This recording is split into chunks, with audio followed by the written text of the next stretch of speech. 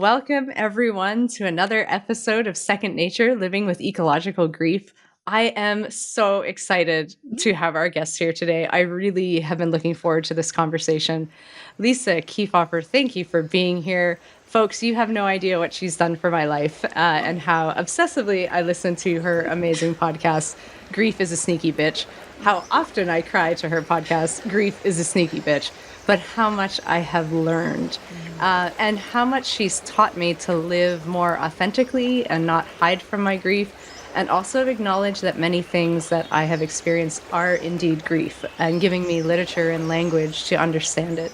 So today we're going to have an amazing discussion about grief in all of its forms, about all of the work that she does, and also what it means for us as we live with ecological grief and how we understand first grief and then what it means to grieve beyond the human.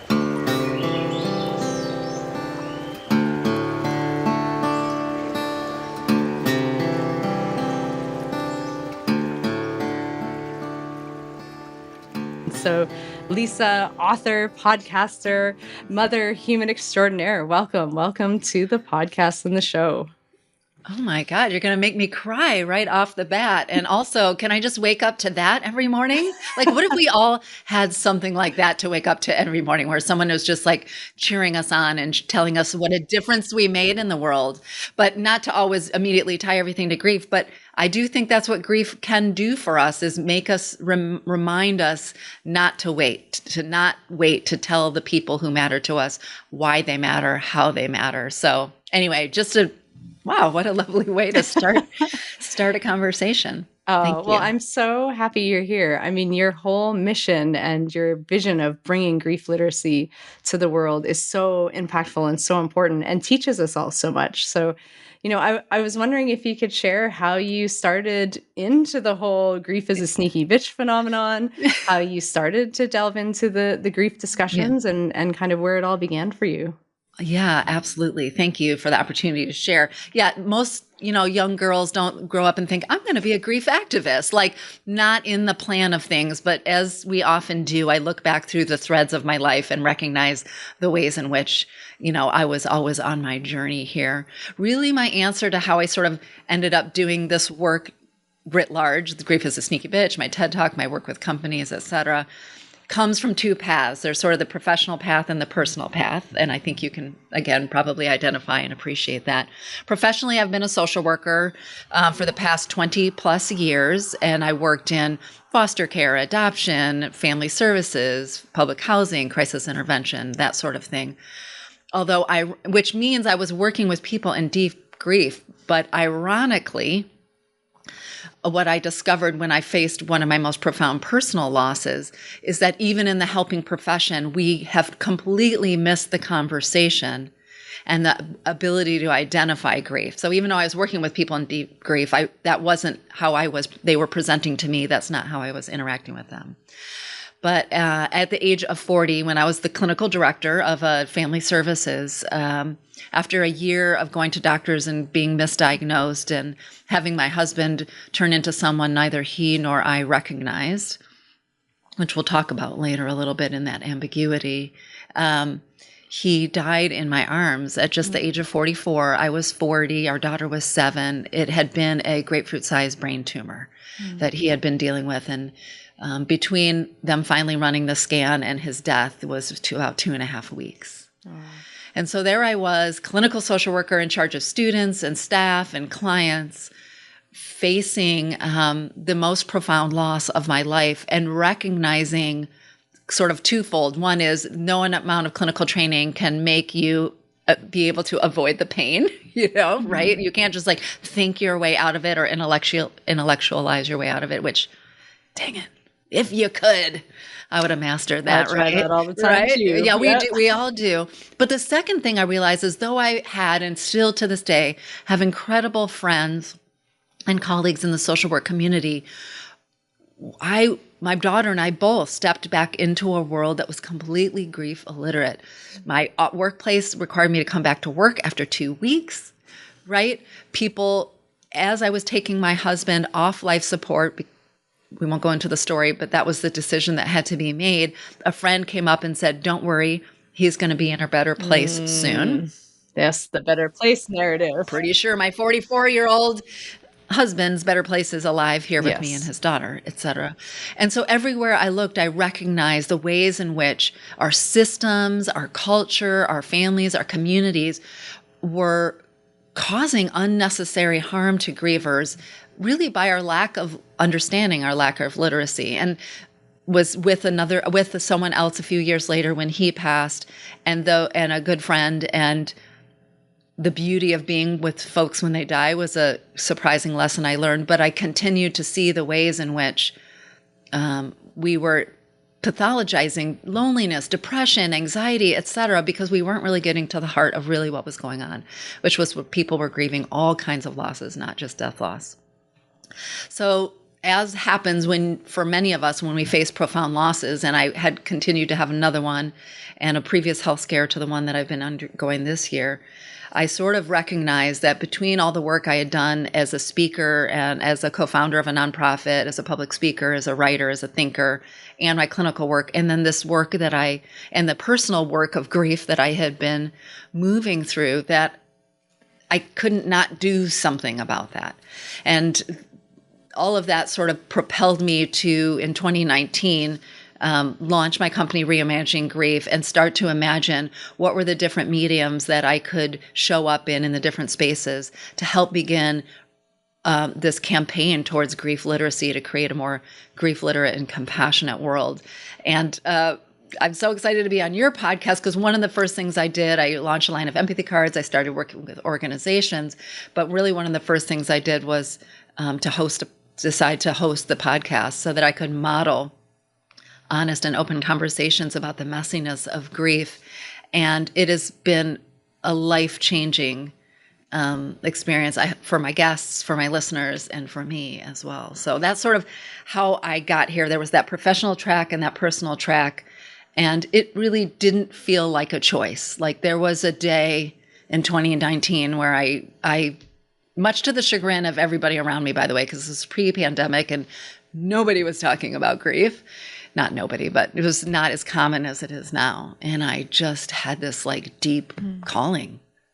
Like, I have to do this, like full time, quit my job, created this, had to do it. And it's been so impactful ever since, teaching at a university and giving a TED Talk and working with individuals. It's been profound. Yeah. So that's how I got here. Well, and thank goodness for all of us you had that calling, because the conversations that you've started and the community you've created all over the world is really incredible and shows the need. People were looking for this, and they didn't even realize they were looking for it often, and that's what's truly extraordinary about what you're doing, is creating. And that's when we talk about the we creating capacity of grief. Yeah. The communal piece that this brings is just so powerful. And it's such a gift. It's such a gift you've given all of us in the work that you're doing. Well, now you're here, and I'm so grateful for it, because hosting the podcast has meant that I am learning, right, just as much as I'm sharing. And that's how we came to know each other years ago, when I read a piece by you and was so moved and struck by the impact of ecological grief on all of us, whether or not we recognize it or not, particularly among the scientific community who's studying. And that began this beautiful friendship. So I'm so grateful to be here. Yeah.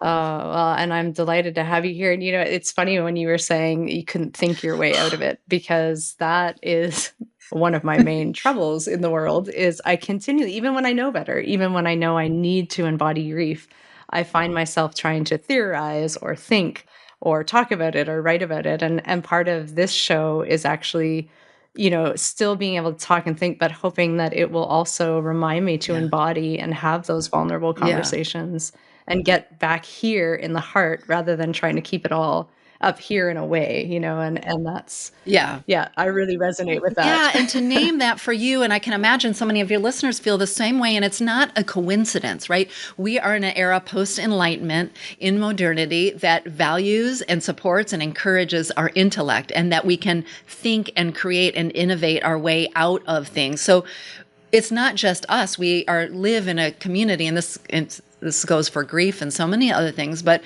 we live in a world that really has disembodied us in that sort of ways in which we move, create systems and abilities. So it's not a surprise for most of us that we have built the muscle of thinking and intellect.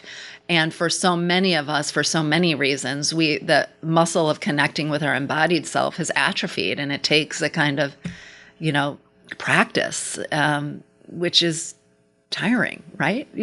Like we don't want to have to practice, right? Yeah. Why, Yeah. yeah. Why is it It's so hard. hard? Yeah. Yeah. Yeah, and it's funny because, you look at the climate crisis and all the environmental degradation and destruction that's happening, and people are trying to think their way out.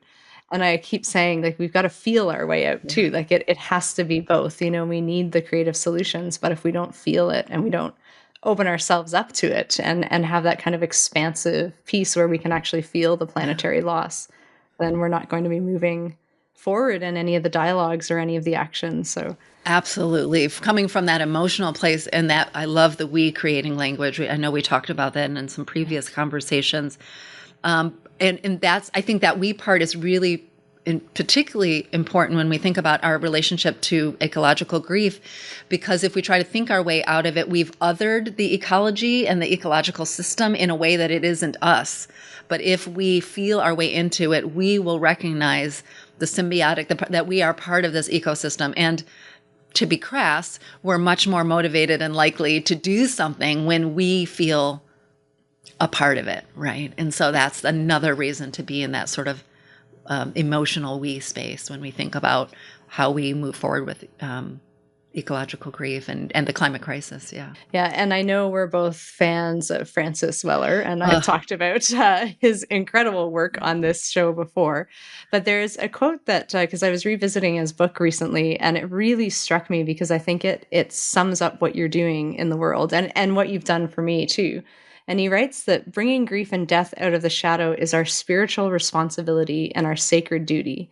And to honor grief, to grant it space and time in our frantic world, is to fulfill a covenant with soul, to welcome all that is, thereby granting room for our most authentic life. Mm. And that one just brings me to my knees every time. Like I get the full body visceral response of flipping the narrative that grief is this deep sacred opportunity and sacred responsibility that we have, that we've been ignoring many cases in our lives because we don't have the grief literacy and we've ignored it, and we've missed out on the expansive beauty that grief can provide us. And I'm wondering if you can talk more about sort of what you've experienced through your work and just what grief provides us in when you have these discussions, both professionally in your podcast and your show, in the work you do with organizations and the speaking. I mean, you do so much in this space. Yes. First of all, can we just have a moment of praise and pause for Francis Weller, because his wisdom around ritual and grief and kind of reconnecting to the soul is so important. I think one of the first things that comes to me when I think about the moments in which, the practices in which we are really present and being with our own grief, or we are holding space and bearing witness for the grief of another, is it gives us this deep knowing reminder that we belong. That we belong to one another. And so much, we think about the loneliness crisis, right? That is talked about by so many. Our Surgeon General here in the US in particular has made it sort of his mission for us to understand that.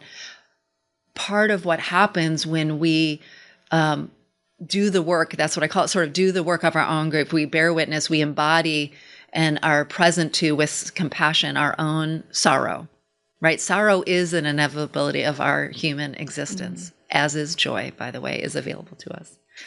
And or then when we can do that for ourselves, we are so much better equipped to do that for others and to not launch into the sort of, again, modern capitalistic, assumption that we have to fix, right? Yep. And so we can hold space. But when we're in those sacred spaces, and by the way, those sacred spaces can be at a retreat somewhere, they can be in a therapy office, they can be at a keynote address, but they can also be over coffee with your friend or sitting on the couch with a loved one.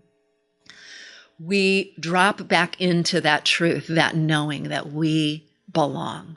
That you may not have experienced the loss that I've experienced, but we have all experienced profound loss. We all have a set of experiences and emotions and physical withdrawal and all the things that we, brain impact, all the things that happen. And so we come into this realization that we are in community, and it can ease the burden of loneliness, which is, a sort of requisite side effect for most profound losses in our lives. So to me, the gift, in a way, which I always feel a little hesitant to say that, but it's not necessarily the gift of grief. It's the gift of being present to your grief, to honoring with compassion your grief or the grief of others. We find ourselves in community in ways that are so much more powerful, right? And I mean, I could go on, but I mean, another one I know we've talked about before, which surprises so many people, but I've experienced this again and again personally with my clients, with my students, with folks that I work with guests on the show, agree time and time again. And of course, Francis Weller offers so much about this too. If you can turn towards grief, turn towards sorrow, hold it in a container of love and compassion. And by the way, it's not a one-off. Darn it. But, if you can do this work continuously, lifelong, right? Yeah. Because we will face different losses over the expanse of our lifetime. To truly do that opens you up to a capacity for delight and wonder and joy and awe. I think of Dagmar Keltner's work, if you don't know him, out of UC Berkeley. His book was really a profound affirmation that to turn towards these hard things, to turn towards sorrow, and to sort of alchemize, right, in a way, the sorrow of our lives, we have this capacity to walk into the world with joy. And that is so necessary, because it is, I think we often think when we're fighting the good fight, we have to do it with anger and vigor. And yes, we do need to be outraged and angry at all of the loss and the devastation that we're seeing. But to be able to have that sustained, and to sustain our existence and our soul, to do the long work, right, of change, like of movement change, there has to be embodied joy. There has to be awe and wonder. And unfortunately, I think we like to think, can we just skip through the pain part and just get to the, we try to mantra our way. And I use mantras every day, so I'm not dissing mantras, but, we try to mantra our way or sort of wordsmith our way into feeling that. But our body, our soul knows when when the sorrow needs to be held. So we have to be able to do both. And the belonging and the capacity for awe and joy, I think, are two of the biggest gifts that come to us as we continue to welcome grief in, to sort of the community of us, right, into our community. Yeah. I love that so much. And I resonate so much with that need to create the space for awe and joy, and that grief actually carves you out more to allow that awe and grief. Or the awe and joy. And I think so often, like, people will say, how do you work in this area and yet still be happy? Yeah. And the response for me is always, it's because I work in this area that I can feel these things. And there are days where it is devastating, and to not be, to have learned over time to get better and better at dealing with grief, even though I'm still not good all the time, and I still need a lot of work. But the more I can connect with the grief, the more I feel I connect with myself, which then gives me this more joy. And it's brought me to people such as yourself and people all over the world who are, refusing to live in the anger. The anger is there, but then you go deeper. And again, going back to the wonderful Judith Butler's work, who I just love. She has this phrase about the endless dry heaving of political rage. And that, well, I think that was my teenage and 20s, that I was just like raging all We've all the been time. there, done that, right? Yeah. And then over time, especially through my own work and the people I met, realizing that what I was actually raging was hiding, the true well of it was grief, and I didn't know. And I had all of this unprocessed grief that I didn't know. And so it came out through anger and but that's not sustaining. It wasn't, at least for me, it wasn't something that was nurturing and nourishing at the end of the day, right? It was that dry heaving over and over again. So that resonant beauty that you can link with grief is just so profound to me. It's so profound. And it does, like so many other things, take a cultivated practice, which again, I think it's so countercultural. You know, my training in narrative therapy means I'm always thinking about the sort of cultural influence into how we develop our beliefs, grief beliefs and others. And, you know, we like to think that we can just hear a podcast today and then, oh, well, now I'm just going to walk around seeing the beauty. But we only have certain muscles that we work over and over again, sort of emotional, social, cultural muscles. And yeah, to kind of be with your grief in that way takes a sustained, I call it, you know, like a sustained meditation. It does. I'm chuckling about the, if only we could listen to one podcast and, Right? that would heal it. But it And that's a doesn't. place to start, because I It do is. think whether you're reading a book or listening to poetry, lyrics, a podcast, a movie, a TV, the more we can hear counter narratives or experiences that are resonant to our own, that haven't been given voice, haven't been put on the screen, then we start to crack open what is possible. Absolutely. Yeah, and it can release for us. It's a necessary first start. I would say necessary, but not Yes. sufficient, right? We need to hear it and we need to practice it. Yeah. And I do too. By the way, I do this for a living, right? And I talk about grief all the time and read about grief. And I still, you know, have to push back against some of my own old core beliefs and my own practices, my own trauma wounds that kick up. And so, you know, you're never going to get to the place. It's a practice, but the practice itself is so generative and it gives us so much. Yeah. It does, and I think it creates this kind of openness that other emotions don't. And I people that I'll often speak with find that so counterintuitive. They're like, doesn't grief shut you down and isolate you? And it's like, it can, but that's because we're so grief phobic in society. We're so afraid of the pain and the sorrow and the suffering, and we're not good with human rituals all the time. We're not good with supports. I mean, your example of what someone said to you, you know, hours before your beloved husband passes, like, people aren't good at saying things, Yeah. doing things, knowing what to do. And so then that idea that grief can actually bring you something else, that it can Yeah. be an openness and that it can be generative, I think is something that's so, at least in Western societies, is so hard for people to understand, because we've not been taught it. We don't talk about it. We don't think about it.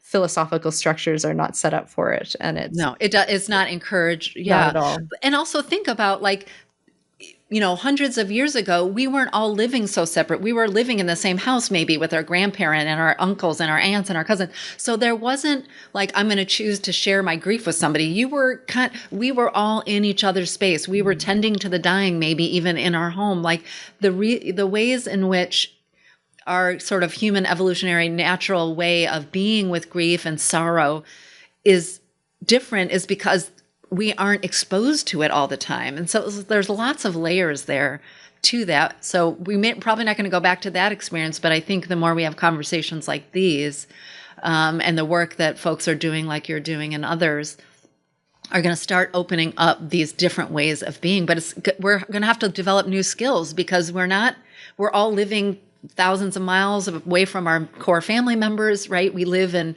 single family units. It's a very different, we're learning a very different way to be in the world in grief and grieving, and than we have in the past. But we have to, because I see the ways in which we wall off honoring our grief and loss. By the way, not just death loss, of course, ecological loss, but disease, illness, divorce, you know, miscarriage, whatever you think about the different forms of losses. Trauma always comes with grief as well.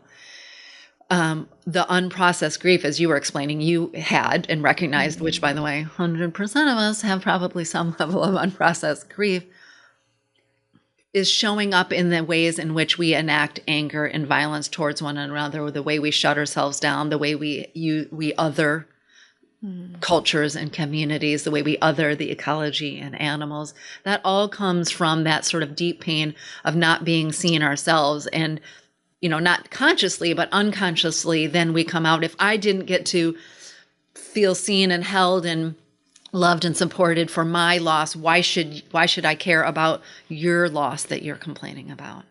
So the work of of grief is a gift to the collective, not just to ourselves. Yeah, I love that. And one of the things that has been so helpful for me to learn is to actually think about it as a specific skill.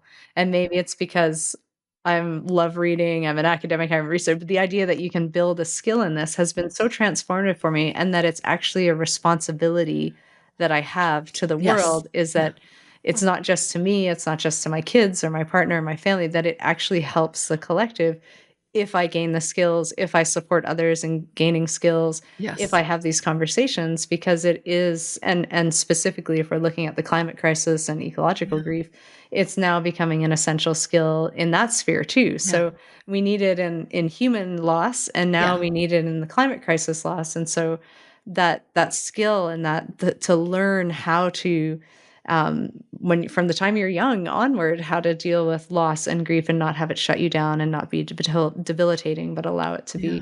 a motivating force, and a force that can make change and can collect.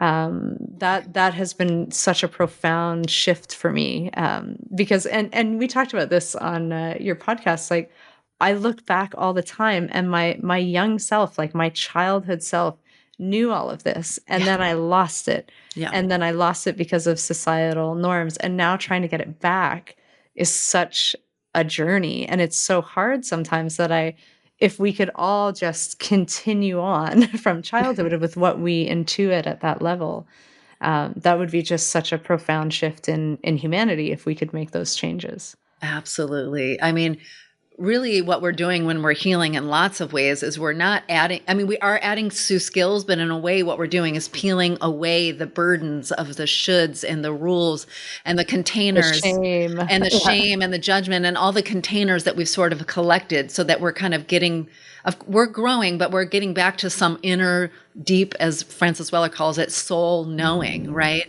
And that, I do think that sort of, when we think about children having that, we all belong, there's that sense of awe and wonder. There's no ego in the I need to be good at something or to be expert. There's a lot of deep curiosity. I think that's something that we're deeply lacking. Mm. And children, young children have the endless questions, right? And we've all, Yeah. those of us who are parents have been like, okay, not one more question, but Oh, we yes. don't really want to shut them down, because those questions are generative. And I think even those things to apply to our own grief is so beautiful, to be deeply curious, right? To be deeply compassionate, to see a sense of belonging.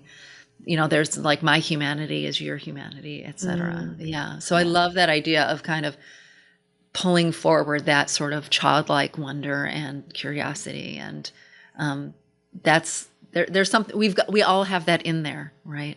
And I do want to say, to your point, I mean, the ecological damage that we see is a visible version of the intergenerational impact we have in our family systems when we don't deal with our grief, when we don't attend to our sorrow and we shut it down, or it translates into anger or depression or alcoholism or addiction or whatever it translates into. The impact of not dealing with our own grief isn't just ours to bear. We pass it along the generations. So for many people, it can be a surprise when they first turn towards working with their own grief on some profound loss that they have in this lifetime. Often what they're carrying is the unprocessed grief of their parents and their parents and their parents, right? Mm-hmm. And so we can all just do our part in this lifetime that we have to start to metabolize that grief. And when we do, back to what we were talking about earlier, awe and wonder and creativity and possibility and joy are there for us. I'm not happy, positivity, my way out of this. We have to sit in the suck, and it's hard. Oh, it's Believe awful. me, it's awful. Yeah. Right? And Yeah, it's not that or. is actually the way we get to a deeper, enriched, sustained ability to access wonder and awe and joy.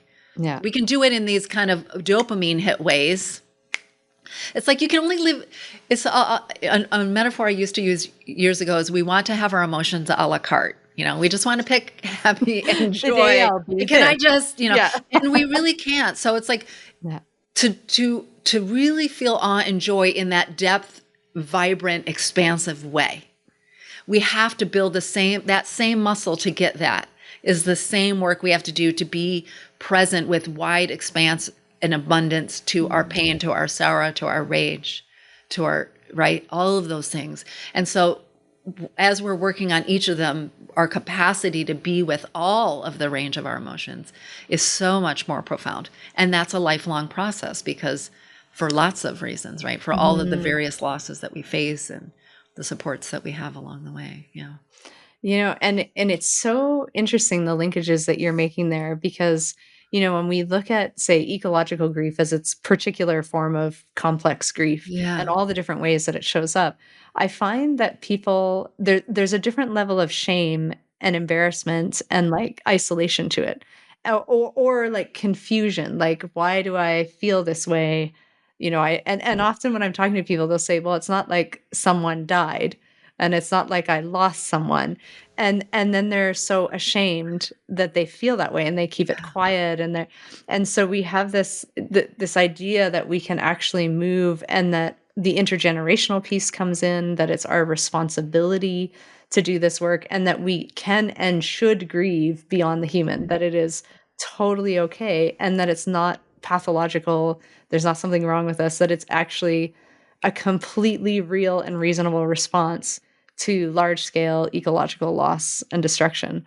But so many people will approach it first from shame and embarrassment. Yeah. And I get so many messages, or I'll bump into people, or, you do media interviews and people ask you before it starts, like, I feel this, but like, do a lot of people, like, Yeah. there's so much fear of it where, and we're already afraid to talk about grief for Grief. humans. Yes. So then we jump to grief for the environment. And so I find it like, if we can find ways to get over the shame and the Yeah. embarrassment to be able to then say, okay, this is reasonable. Of course, how are we not grieving more? Like that's my question Yes. all the time is how are we not grieving even more than we are? Absolutely. And people say, oh, I Absolutely. don't want to grieve. It's like, but how are we not like curled up on our knees, like really grieving what is happening to our planet and the more than humans?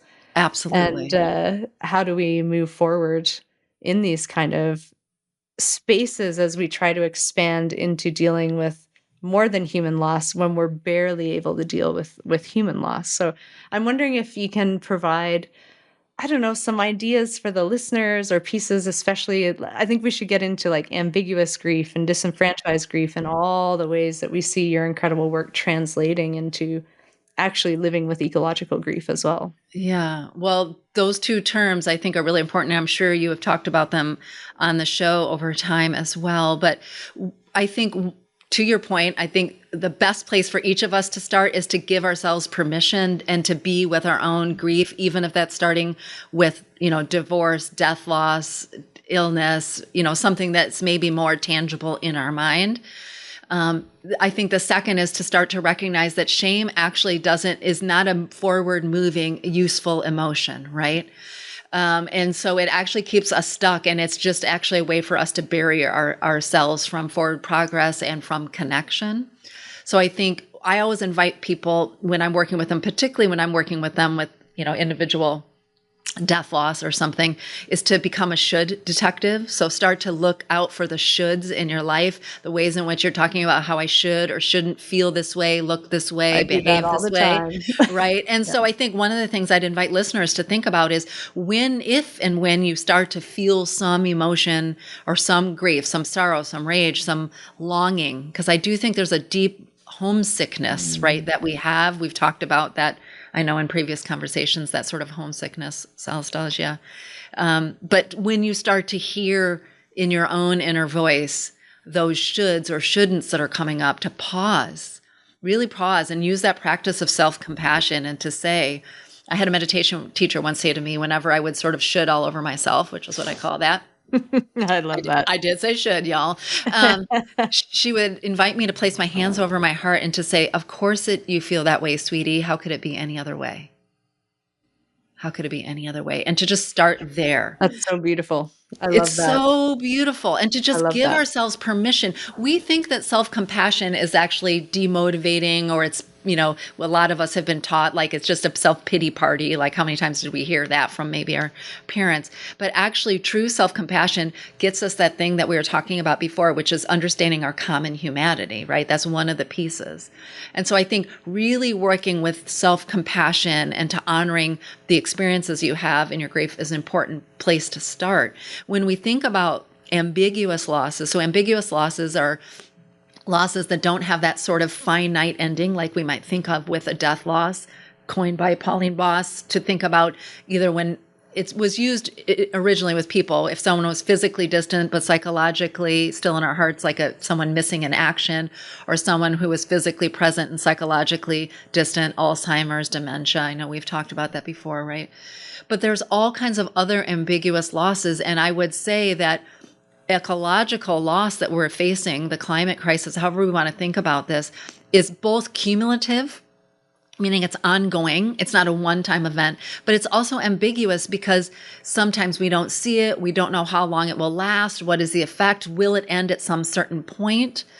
And we don't love ambiguity as humans. We're storytelling creatures by nature, right? And so we like certainty and an endpoint and a plot point. Absolutely. Yeah. Right. And so I think one of the things that we think about when we think about attending to ambiguous losses is, again, first starting with the, of course it is, sweetie kind of mentality, like to acknowledge and honor that, to attend to the deep sorrow, the confusion, the frustration, the rage, all of the series of emotions, by the way, which is A to Z when it comes to grief loss.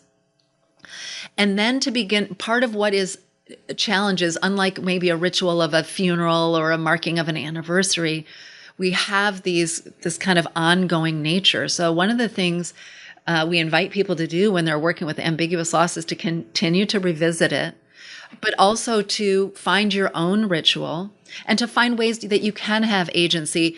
I think for lots of ambiguous losses, ecological grief in particular, we feel so powerless. Yeah. Like, do I just Absolutely. recycle or compost, or do I need to go march on Washington? Do I need to, we don't Absolutely. know, right? We feel, but that's one extreme version, but so many of us feel a lack of agency. And in a way, one of the primary costs of great loss is a sense of agency, right? How can somebody I love just die, right? And I couldn't do anything about it.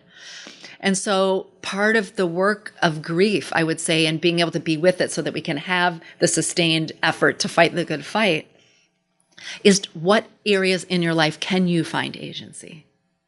That might even start with just self-care, right? Mm. Or that might start with your community, et cetera. So finding agency, finding ways to ritualize your loss, to name it. The more we contain it, the more it sort of eats itself up and the easier it is to shut it and come out sideways, right? When we're faced a cumulative loss that is also ambiguous, which is the nature of ecological grief, it's really important for us to be in community too. And so I would say the degree to which you feel isolated in your loss when it comes to ecology, find ways to connect with other people, to see and be seen.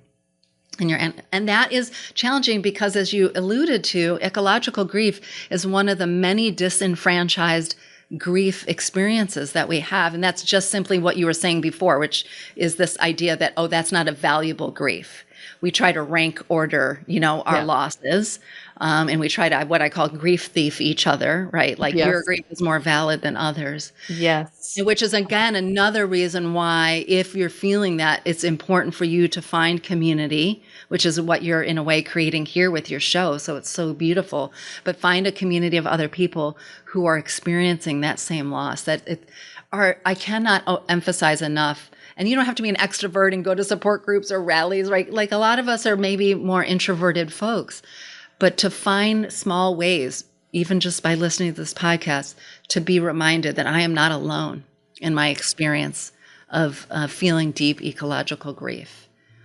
Yeah. And that your grief matters. Your grief matters. That is so important. And what you were saying there, the grief thief, I love that so much because I do that too. Like, well, other people have it worse. By the way, other people grief thief us and we grief thief ourselves. There's an entire Absolutely. chapter in my forthcoming book Which I'm excited about. on watch out for the grief thief, and there's gaslighting, and there's the comparative scams that we do, and there's just really no value in doing that kind of comparison or that kind of rank ordering, because you denying your own grief over the ecological devastation that we're facing doesn't create more space for the mother who lost her child to have grief, right? Like, there is an ocean of compassion available to us, and there is an ocean of grief available to us. Now, if I'm experiencing ecological grief and I'm sitting at a coffee with a mom who just lost their daughter, I'm probably not going to make the conversation about me, right? Yes. So there are times and spaces,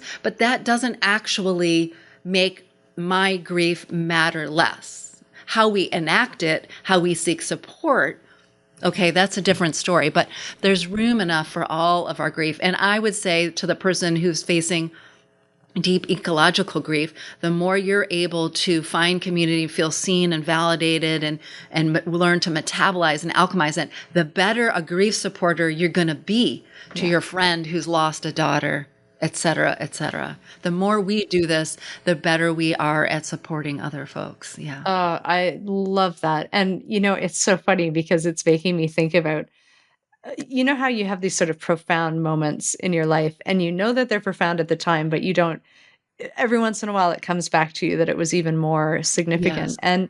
And that lesson was something someone gave to me years ago working in the North in Northern Labrador when I was struggling. And then I didn't want my own grief to overshadow. I didn't think it mattered. I thought other Yeah. people's grief was more important. And the gift that was shared with me was just a very simple statement of, if you don't grieve, how will you be well enough to do the work that we're all doing together? And I, even now as I'm talking about it, I'm getting Gives me the teary-eyed chills. because, and the chills, because I think it was the first time in my life, this was probably about maybe 10 years ago, where someone had actually said to me, not only did my grief matter, but that it was a responsibility that if I didn't grieve, I couldn't show up for the people that I loved and for the work that I was doing. And that has been so, I have to remind myself of that because I still do it. I still try to undervalue. It's like, oh, well, other people have it worse. Oh, well, I can handle this. But it is a responsibility that I need to take seriously so that I can show up for others in the way that I want to show up for them, and with that joy and awe, but also the depth of understanding of what it means to truly grieve and to really work through the process. And so I love how you've made that connection into the ecological realm. It's just beautiful. Oh, thank you. Yes. I was become friends with an artist, Dario Robleto, who has spoken about the moral responsibility we have to never forget, and sort of in a way, the moral responsibility we have, that means then to grieve and to carry forward what it is that we learn through that to be impactful in the world, to find agency, to deliver and create joy in the world.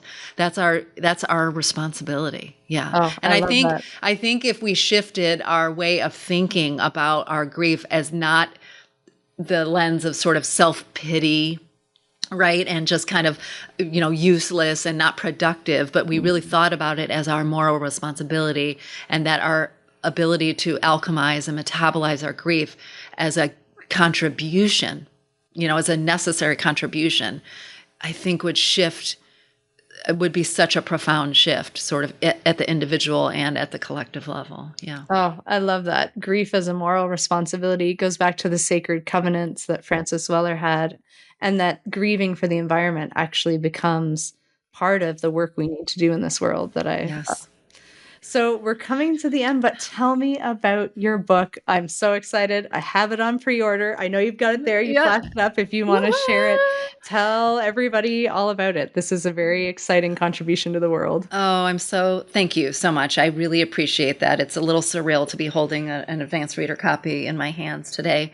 The book really is an extension of, like the conversation we had today, the conversations I've had over these past 5 seasons of the podcast, my work as a social worker, my own grief, and my work with organizations and individuals. I really wanted to create a compassionate and caring guide for grievers. When I lost my husband 12 years ago, there was no such, barely any books on the market.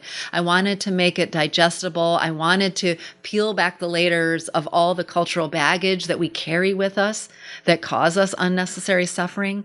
So the chapters are sort of short. They're very personal, written directly to the reader. I share a little bit about myself. This is definitely not a memoir. This is definitely a companion guide for grievers. There are invitations and practices throughout the book. Really, in a way, I like to think about my book, like my work, as an extension of holding space for the griever. My hope is that when this griever finishes reading the book, and it can be for newly grieving folks or folks who are revisiting grief from long ago, that not only, of course, will they walk away with some skills and some insight and some practices, but they will feel seen and held. Because I think one of the things that keep us from moving forward with our grief is the ways in which our culture tries to hurry us along. Yeah. And so I really wanted the language, even the layout of the book, everything, to have folks to feel like when they're done that their grief matters, that what they're going through is normal, that there are skills for that they are not alone in this work, and that I see them. I sign off on my podcast, I see you, I hear you, I'm holding you in my heart. And in essence, that's what I hope and believe, readers will feel when they finish reading the book. In fact, that's how I sign off the book, of course. Your sign off gets me every time. Every time I get choked up, because it is so rare that we feel seen and heard and held. So yeah, if you want to hold it up one more time and show everyone go and pre-order this, coming out June 4th, right? Yeah, June 4th? June 4th, yeah. Yeah, and go check out Lisa's incredible podcast, Grief is a Sneaky Bitch. You will laugh, you will cry, you will reevaluate and re-examine some and many of your habits and beliefs. You'll get to know yourself on a deeper level. And most importantly, you'll join a really incredible community of people who are trying to reclaim a grief literacy and that sacred covenant that we have through grief. So, Lisa, thank you so much. As always, I wish I could reach through the screen and give you a big hug for all you have given me and all you give to the world. I just love our conversations. You're just so inspiring and so generative, and I can't thank you enough for all you do in the world. And I have taken to ending, because I love Francis Weller, with one of his wonderful quotes about how it takes outrageous courage to face outrageous loss. And I think that's what you demonstrate each and every day. So thank you so much for being here. Thank you. What an honor and a treat.